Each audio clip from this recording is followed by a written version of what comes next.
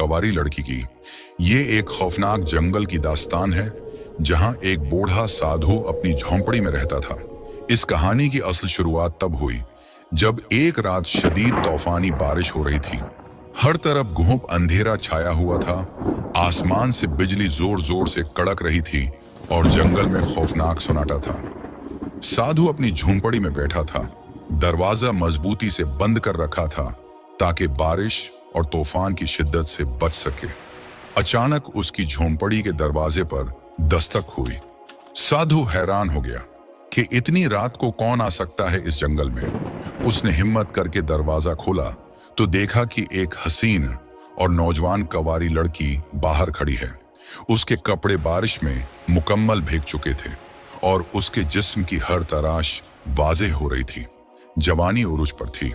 साधु ने हैरानी से पूछा, आए लड़की, तुम कौन हो और इस खौफनाक जंगल में इतनी रात गए और ऐसी शदीद बारिश में यहाँ क्या कर रही हो? वो लड़की खौफजदा लहजे में बोली, बाबा जी, मैं इस जंगल के साथ वाले गांव में रहती हूँ। मैं बहुत डर चुकी हूँ। फिर वो कपकपाते लहजे में कहने लगी, मेरे पीछे कुछ लोग पड़े हैं, वो मुझे मारना चाहते हैं। बराहे करम मुझे बचा लीजिए। साधु ने लड़की को फौरन अंदर बैठाया और तसल्ली दी। फिर बूढ़े बाबा ने इस कुंवारी लड़की से इसकी पूरी कहानी पूछी। लड़की ने कांपते हुए जवाब दिया, मैं गांव के राजा की बेटी हूं। माँ बाप इस दुनिया से जा चुके हैं। जब से मेरे माँ बाप इस दुनिया से गए हैं तब से ये लोग मेरी खूबसूरती पर मरते हैं। ये लोग मुझे पकड़कर मेरी इज्जत लूटना चाहते हैं, मेरे जिस्म को नापाक करना चाहते हैं। मैं अपनी इज्जत बचाकर आपके पास भाग आई हूं। बूढ़ा साधु लड़की की बातें बड़े गौर से सुन रहा था।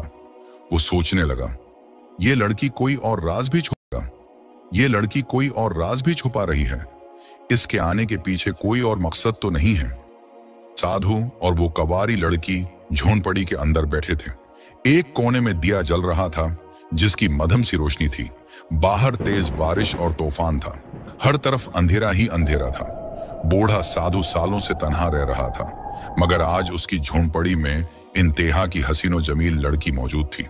वो साधु लड़की के भीगे हुए लिबास को देखता है और दिल ही दिल में खुश होने लगता है, मगर साथ ही खुद को रोकने की भी कोशिश कर रहा था कि कहीं किसी मुसीबत में न फंस जाए। ये सब ख्यालात उसके जहन में चल रहे थे कि अचानक वो कुंवारी लड़की बोली, ए बाबा, मैं बहुत खौफजदा हूं।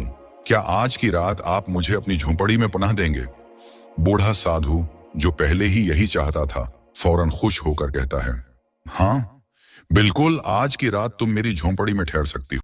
रात बहुत अंधेरी थी। तूफानी बारिश रुकने का नाम नहीं ले रही थी। लड़की चटाई पर लेटकर सोने की कोशिश करने लगी, मगर साधु को नींद नहीं आ रही थी। इसका दिल बेचैन था। इसके अंदर अजीब सी हलचल मच रही थी। सालों से सवे हुए ख्यालात जाग उठे थे। प्यार की दुनिया नजर आ रही थी। जवानी जोश मार रही थी। वो दिल में सोच रहा था, ये रात कैसे गुजरेगी, मैं क्या करूंगा? साधु खुद को संभालने की कोशिश करता है, आंखें बंद करके सोने की कोशिश करता है, मगर उसे कहां नींद आनी थी। ये सब कुछ देखकर उसका दिल मजीद बेकरार हो गया। साधु का दिल जोर जोर से धड़कने लगा क्योंकि उसके जज्बात जाग चुके थे। अचानक किसी के रोने की आवाज आई। साधु चौंक गया और जल्दी से उस लड़की के पास गया। उसने देखा कि कौन सा राज छिपा रही हो तुम?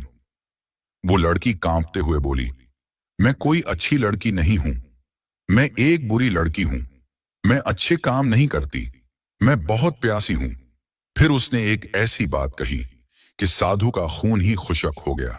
वो साधु की तरफ देखकर बोली, मैं कोई आम लड़की नहीं हूं। मैं एक भटकी हुई आत्मा हूं। ये सुनते ही साधु के जिस्म में कपकपी तारी हो गई। उसके पैरों तले जमीन निकल गई। वो डर के मारे घबरा कर बोला, अगर तुम एक रूह हो तो मैं ये कैसे यकीन से मान लूं? इसका मतलब क्या है? लड़की ने आह भरी और अपनी कहानी सुनाने लगी। ये बहुत पहले की बात है।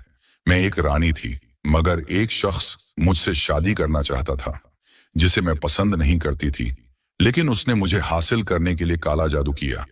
मैं उसके जाल में फंस गई और उसने जबरदस्ती मुझसे शादी कर ली, मगर मैंने उसे अपनी इज्जत पामाल नहीं करने दी।